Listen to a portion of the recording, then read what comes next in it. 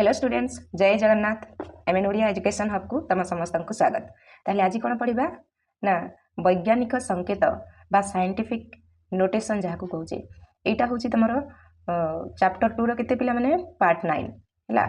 8टा part already सरीगला जो मैंने भी देखी ना ताहले देखी नियो और खास करके आर पूर्व पार्टा जब देखिए ताहले यहाँ भल भाव में बुझीपर कहीं आर पूर्व पार्ट रे 10 घात कौन मुझे पढ़ी भल भाव में आउ कौन पढ़ी ना घात रेखा कौन से आम जानी है ना नहीं। ताहले आ बेसी डेरी करवानी आज क्लास टाक स्टार्ट करवा। ताहले ये देख पिला माने वैज्ञानिक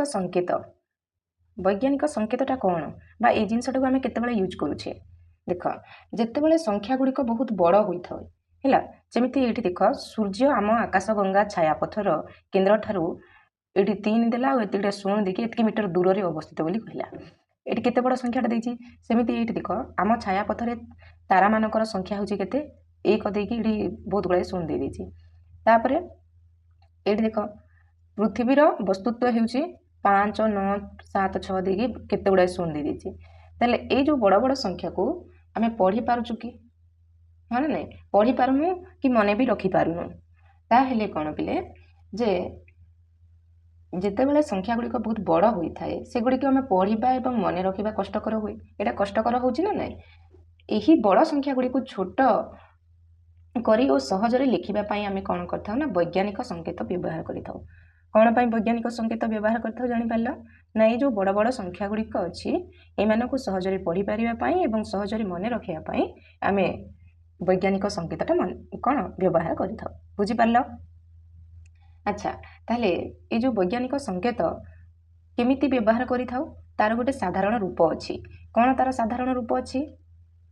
साधारण रूप बा तमे सूत्र कहि परिबो हैला बा आमे ताको सूत्र मध्य कहि परिबा कौन ना a into 10 to the power n माने ये जो संख्या तमे देखुच आकु आमे कौन करिवार अछि ना 10 घात करार अच्छी बुझीपार से कहूँ जो मैंने भी पूर्व क्लासटा देखी ना ताले देखी नियो से 10 घात मुझे बुझे देती ये भी बुझेबी किंतु से क्लासटा देखिले यहाँ को आहरी भल भाव में बुझीपार ठीक अच्छे। ताले देखो ये तुम बही रे गोटे एग्जांपल देछि से एग्जांपलटा को जदि देखिबो ताले तुम माने आहरी क्लियर करके बुझीपार ठीक अच्छे। ताले पिला माने ये जो ए तुम देखुच ये साधारण रूप तार भी पुणी कौन गोटे नियम अच्छी ये सूत्रर पुणी नियम अच्छी ए जो तुम देखुच ए रे कौन रहिबो जानिच ना ए रे 1 रु 10 मध्य रहिबो आर मूल्यटा सब बेले 1 रु 10 मध्य रहिबो बुझीला आउ एन टा कौन ना एन टा होची 10 रो घात पिला माने बुझी पारला। ताहले ये होची कौन ये होची सूत्र बा साधारण रूप ठीक अच्छे। ताहले तुम बही रे जो एग्जांपल देछि ताकू बुझिया देख देख उदाहरण स्वरूप कौन ना 5900 संख्या को आमे निम्न मते प्रकाश करि परिबा। आमे 5900 को से भली 10 रो घात व्यवहार करके केमिति लिखिबा देख हैला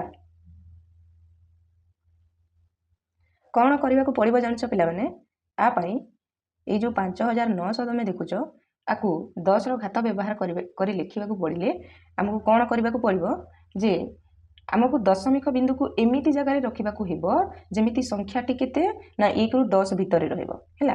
धरिनिया मु जदि दशमिक को 8 रखिदेली ताले ये केते हो जाउची 59 हो जाउची आमको कोन दशमिक बिंदु को एमिति जगह रखा पड़िबो जोठी 1 रु 10 मध्य रे होतबो संख्याटा। ताहले मु एठी कोठी रखिबी पिला माने स्पष्ट भाव में जानि पारुतबो जे एठी रखिले एठी 5 आसुची जोटा होची तमरो 1 रु 10 भितर संख्याटा एटा होची तमरो फर्स्ट स्टेप गला। तापर सेकेंड स्टेप रे कौन करबा तापर कौन करबा जेते बेले आमे एठी 5 पर दशमिक रखुची कौन चेक करबा जे देखिबा जे केते घर बाम को गला दशमिक बिंदुटी केते घर बाम को गला हैला। दशमिक पर दशमिक बिंदुटी केते घर बाम को गला से जिनसटा आमे देखिबा। जेते बेले शुण पिले मनकर ये 5 अच्छी भाव नहीं जे यहाँ दशमिक संख्या नुह बोली ये भी हूँ गोटे दशमिक संख्या कहीं ना दशमिक पर 0 थाए दशमिक पर शून्य को आम एक्चुअली धरुना बोली आम कहूँ 5 बोली है सेमती ये जो तुम 5900 देखुच आर भी दशमिक पर कौन शून्य थी जेकोसी संख्या दशमिक पर शून्य थाए है ताहले सेटा दशमिक संख्या बोली भाबनी बुझीपारछ ना ताहले आम ये कौन देखिले ना जितेबले 5900 दशमिक शून्य रु कौन है जे ये 5.900 को जीवाई केते घर बाम को गला ना 3 घर बाम को जाइए दशमिक हाँ ना नहीं 3 घर जाइए ना नहीं देख 1 2 3 3 घर पर दशमिक पड़ी बुझीपारछ तापर स्टेप 3 रे कौन करवा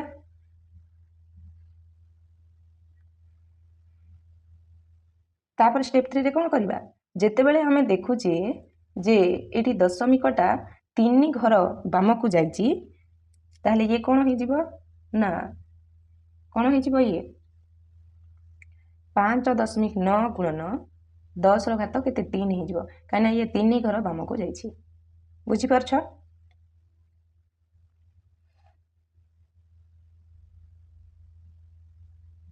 बुझीपार ना बुझीपारनी पे शून्य शून्य को लिखा दरकार ना दशमिक पर से मुझे 5.9 लिखिली किंतु एटा नहीं जे आम गणवानी 10 घात रूप में गणवा निश्चित बुझीपार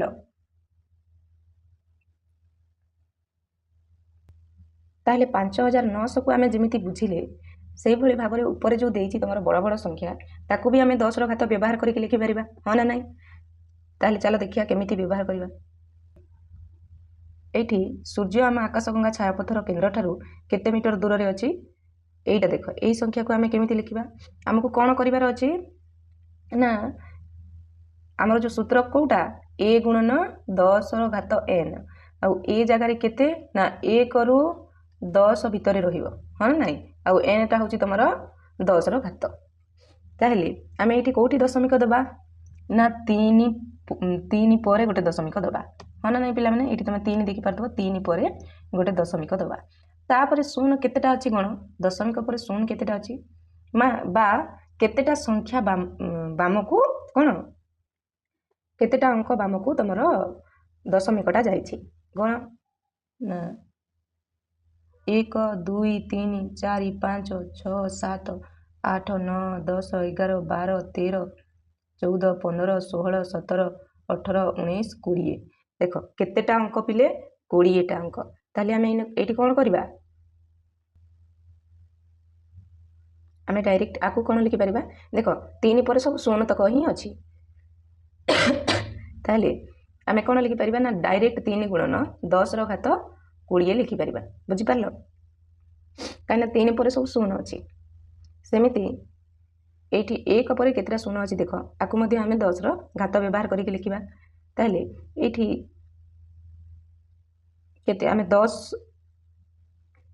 1 रु 10 भितर कही 1 रु 10 मध्य कही हाँ ना नहीं ताहले आम कौन करवा 1 गुणन ये केतटा शून्य अच्छी देख 1 2 3 4 5 6 7 8 9 10 11 ताहले 10 घात केते करवा 11 करिपरिबा बुझीपारल तापर आ गोटे बड़ संख्या देछि देख तळे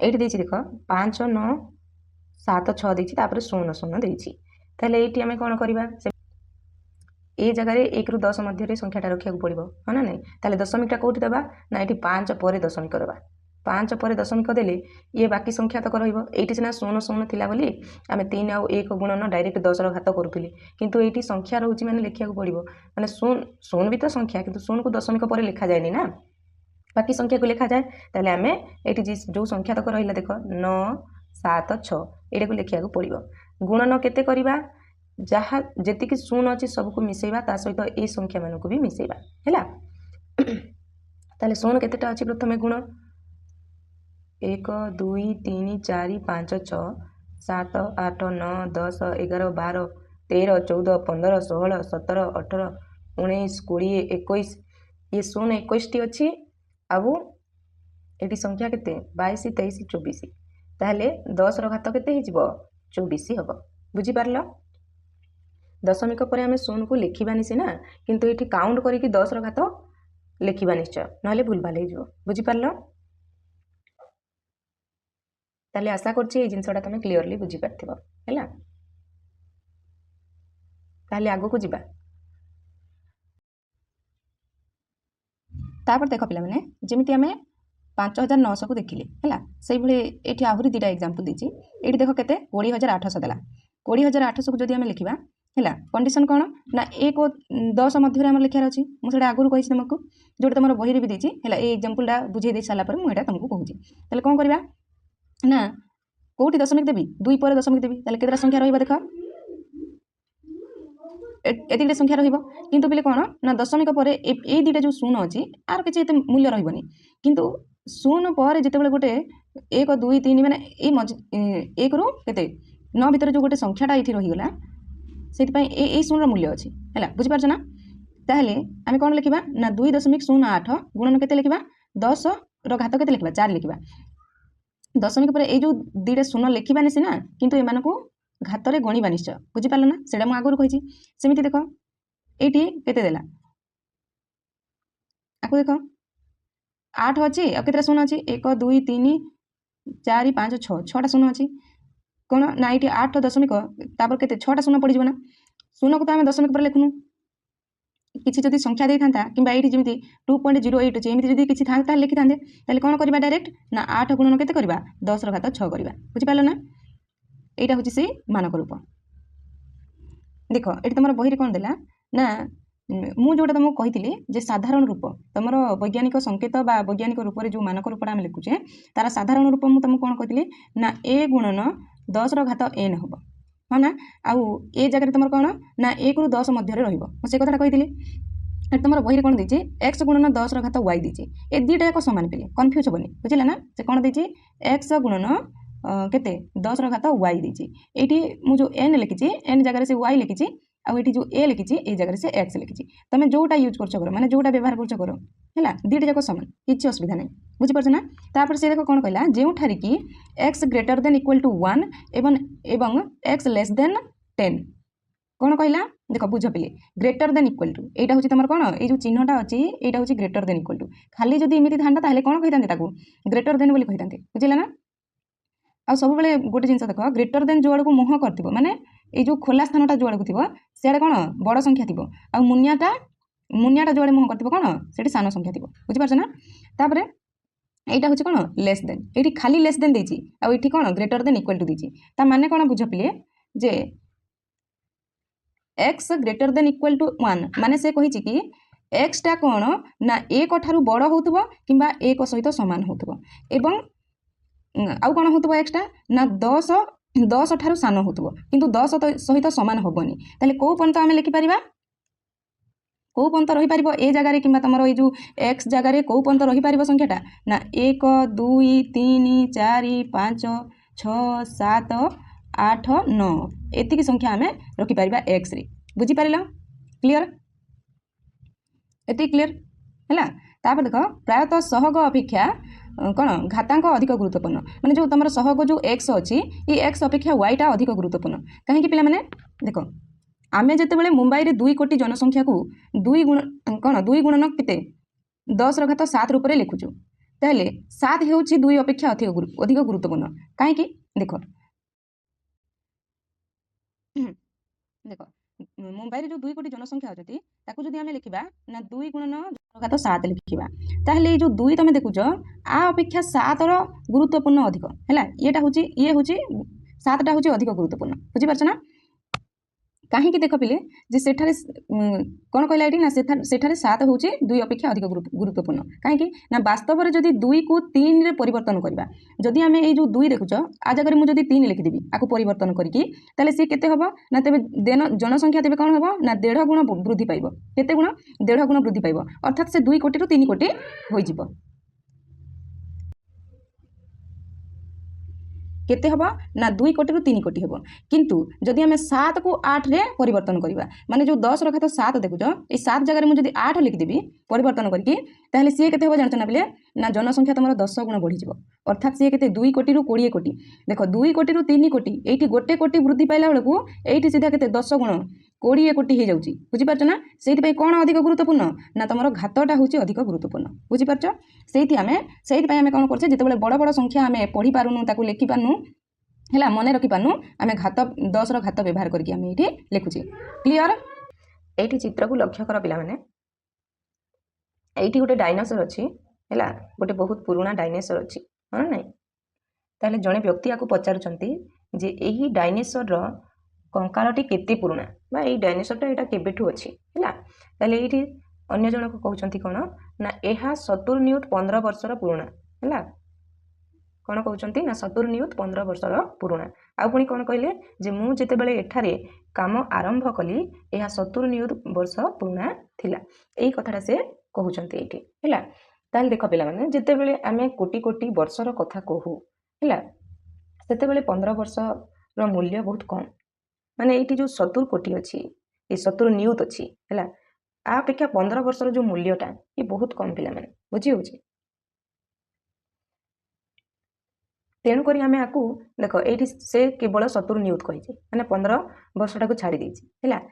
ଆକୁ ହିଁ ଆମେ କ'ଣ କହୁ ନା ଆକୁ ଆମେ ଆସନ୍ନମାନ ବା ପାଖାପାଖି ମୂଲ୍ୟ ବୋଲି କହୁ। ବୁଝିପାରୁଛ ନା ପିଲାମାନେ। ମୋର ଭଏସଟା ଟିକେ ଖରାପ ଅଛି କାହିଁକିନା ତଣ୍ଟି ଖରାପ ହେଇଯାଇଛି। ତାହେଲେ ଯଦି କେଉଁଠି କିଛି ଭୁଲ ହେଉଛି ତାହେଲେ ତୁମେ ମୋତେ କ୍ଷମା କରିବ କିମ୍ବା ଯଦି ସାଉଣ୍ଡ କ୍ଲିଅର ଆସୁନି ଠିକ୍ ଅଛି। ଆଉ ହଁ ନେକ୍ସଟ ପାର୍ଟରେ ଆମେ କ'ଣ ପଢ଼ିବା ଆର ଆଉ ଟିକେ ଯେଉଁ ବେସିକ୍ ଜିନିଷ ଅଛି ସେଇଟା କ୍ଲିଅର କରିବା ନା ତୁମର ନିଜେ କରି ଦେଖ ମାନେ ଆର ପ୍ରଶ୍ନ ଉତ୍ତର କରିବା ତୁମେ ମୋତେ କମେଣ୍ଟରେ କହିବ ଠିକ୍ ଅଛି। ତାହେଲେ ଆମେ ସେଇ ଅନୁସାରେ ନେକ୍ସଟ ପାର୍ଟ ଆଣିବା। ଆଚ୍ଛା ହଉ ଦେଖ ପିଲାମାନେ ଆଗକୁ ଦେଖିବା। ତାହେଲେ ସେଇଠି ଆମେ କ'ଣ କହୁ ନା 70 ନିୟୁତ 15 ବର୍ଷ ଜାଗାରେ ଯେତେବେଳେ 70 ନିୟୁତ କୁହାହେଉଛି 15 ବର୍ଷକୁ ଆମେ ଛାଡ଼ି ଦେଉଛି କାହିଁକିନା 70 ନିୟୁତ ଜାଗାରେ 15 ବର୍ଷଟା ହେଉଛି ତୁମର କେତେ ବହୁତ କମ୍ ହଁ ନା ନାହିଁ। ତେଣୁକରି ଯେତେବେଳେ 70 ନିୟୁତ କହୁ ତାକୁ ଆସନ୍ନ ମାନ ହେଲା ବା ପାଖାପାଖି ସଂଖ୍ୟା ବୋଲି କୁହାଯାଏ। ବୁଝିପାରୁଛ ନା।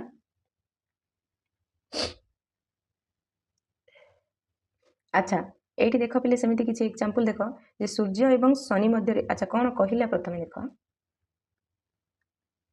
ଏହି ମୂଲ୍ୟ ଗୁଡ଼ିକ ହେଉଛି ଆସନ୍ନମାନ ଆକଳନ ହାରାହାରି ବା ଆନୁମାନିକ ମୂଲ୍ୟ। ଅଧିକାଂଶ ସମୟରେ ସେଗୁଡ଼ିକ ତତ୍କାଳ ଉଦ୍ଦେଶ୍ୟ ସମାଧାନ କରିଥାନ୍ତି। ମୁଁ କ'ଣ କହୁଥିଲି ନା ଏଇ ମୂଲ୍ୟକୁ ଆସନ୍ନମାନ ବୋଲି କହିବା। କେଉଁ ଜାଗାରେ ନା ଯେତେବେଳେ ଗୋଟେ ବଡ଼ ସଂଖ୍ୟା ଥିବ ମାନେ ଯେମିତିକି ନିୟୁତ କୋଟି ଥିବ ଆଉ ତା ସାଙ୍ଗରେ ପୁଣି ଯୋଡ଼ିକି 1000 କିମ୍ବା 100 ଥିବ ସେ ଜାଗାରେ ଆମେ ଯେତେବେଳେ 1000 100କୁ ଛାଡ଼ି ଦେଉଛୁ ହେଲା ଆଉ କେବଳ ସେ ଯେଉଁ ବଡ଼ ସଂଖ୍ୟାଟାକୁ ହିଁ କହୁଛୁ ସେଇଠି ଆମେ ଆସନ୍ନମାନ ବା ପାଖାପାଖି ସଂଖ୍ୟା ବୋଲି କହିବା। ବୁଝିପାରିଲ ନା। ତାପରେ ଦେଖ ଏଇଠି ସୂର୍ଯ୍ୟ ଏବଂ ଶନି ମଧ୍ୟରେ ଦୂରତା କେତେ ଏତିକି ଦେଇଦେଲା ହେଲା ବା ଆମେ କହିପାରିବା 1.4335 ଗୁଣନ 10ର ଘାତ କେତେ 12 ମିଟର ଦେଇଦେଲା ହେଲା। ତାପରେ ଶନି ଏବଂ ୟୁରେନ୍ସ ମଧ୍ୟରେ ଦୂରତା ଦେଇଦେଲା କେତେ ନା 1.439 ଗୁଣନ 10ର ଘାତ 12 ମିଟର ଦେଲା। ତାପରେ ସୂର୍ଯ୍ୟ ଏବଂ ପୃଥିବୀ ମଧ୍ୟରେ ଦୂରତା ଦେଲା କେତେ ନା 1.496 ଗୁଣନ 10ର ଘାତ 11 ମିଟର ଦେଲା। ଆଉ ସିଏ କ'ଣ ପଚାରିଛି ପିଲାମାନେ ଯେ ଏହି ତିନୋଟି ଦୂରତା ମଧ୍ୟରୁ କେଉଁ ଦୂରତାଟି ସବୁଠାରୁ ସାନ ତମେ କହିପାରିବ କି ପିଲାମାନେ ଯେ ଏଇ ତିନୋଟା ଯେଉଁ ତମେ ଦେଖୁଛ ଦୂରତା ଏ ସମସ୍ତଙ୍କ ମଧ୍ୟରୁ କେଉଁଟି ସାନ କେମିତି ଜାଣିବା। ତାହେଲେ ଦେଖ ପିଲାମାନେ କେମିତି ଜାଣିବା ପ୍ରଥମେ ତମେ 10ର ଘାତକୁ ଦେଖ। ଏଇଠି ତମେ ପ୍ରଥମେ 10ର ଘାତକୁ ଲକ୍ଷ୍ୟ କର।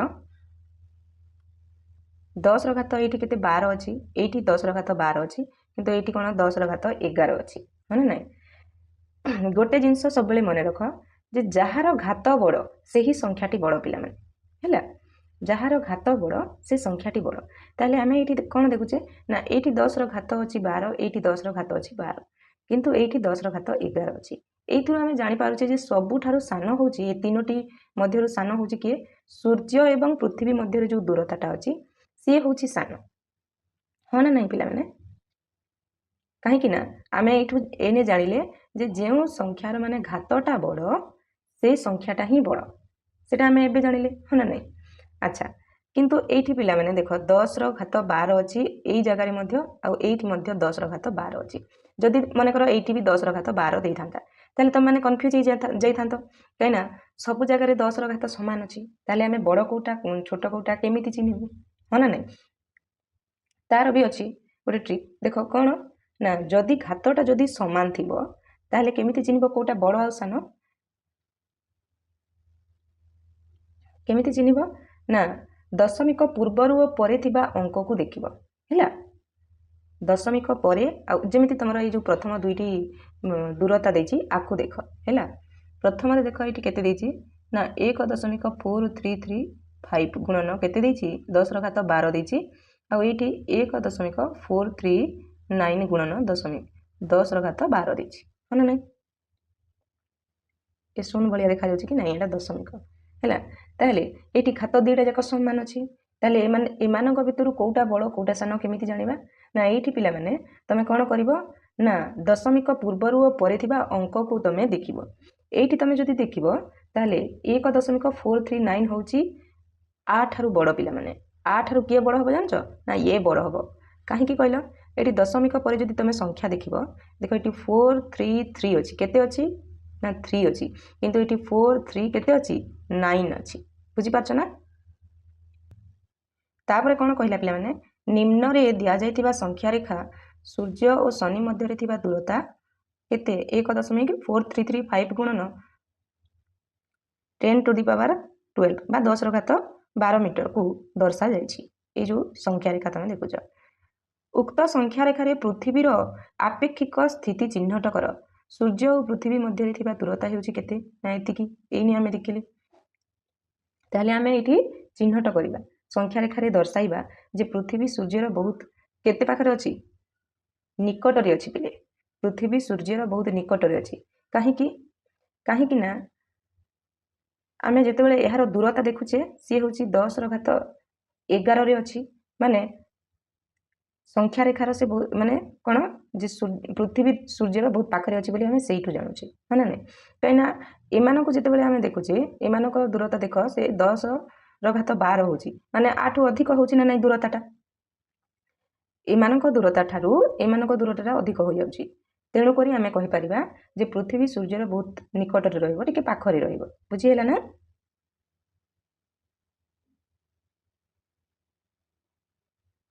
ଏଇଠି ଆମେ ଚିହ୍ନି ପାରିବା ହେଲା।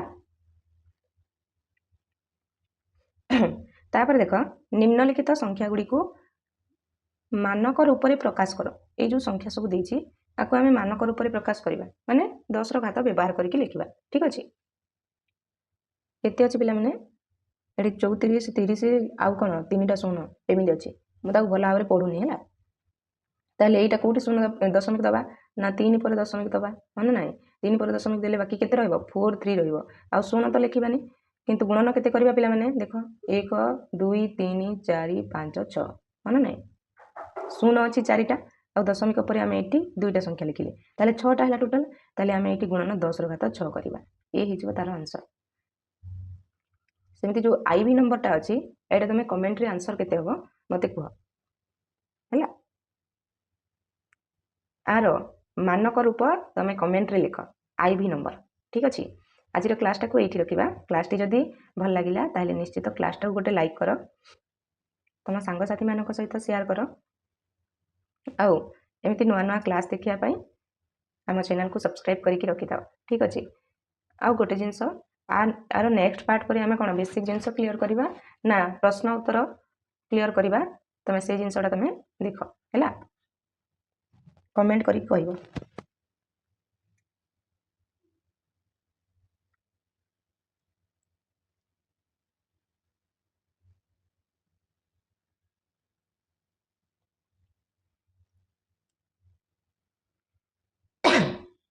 ୟାର ନେକ୍ସଟ ପାର୍ଟରେ ଆମେ ଆଉ ଟିକେ ଯେଉଁ ରହିଛି ବେସିକ୍ ଜିନିଷଟା ଅଛି ସେଇଟା କ୍ଲିୟର କରିବା ନା ପ୍ରଶ୍ନ ଉତ୍ତରକୁ ଆମେ ଡାଇରେକ୍ଟ ବୁଝିବା। ତମେ କମେଣ୍ଟ କରିକି କମେଣ୍ଟ ସେକ୍ସନରେ କହିବ। ତମ କମେଣ୍ଟ ଦେଖି ମୁଁ ସେଇ ଅନୁସାରେ ନେକ୍ସଟ କ୍ଲାସଟା ଆଣିବି। ଠିକ ଅଛି। ତାହେଲେ ରହିଲି। ନମସ୍କାର। ଜୟ ଜଗନ୍ନାଥ।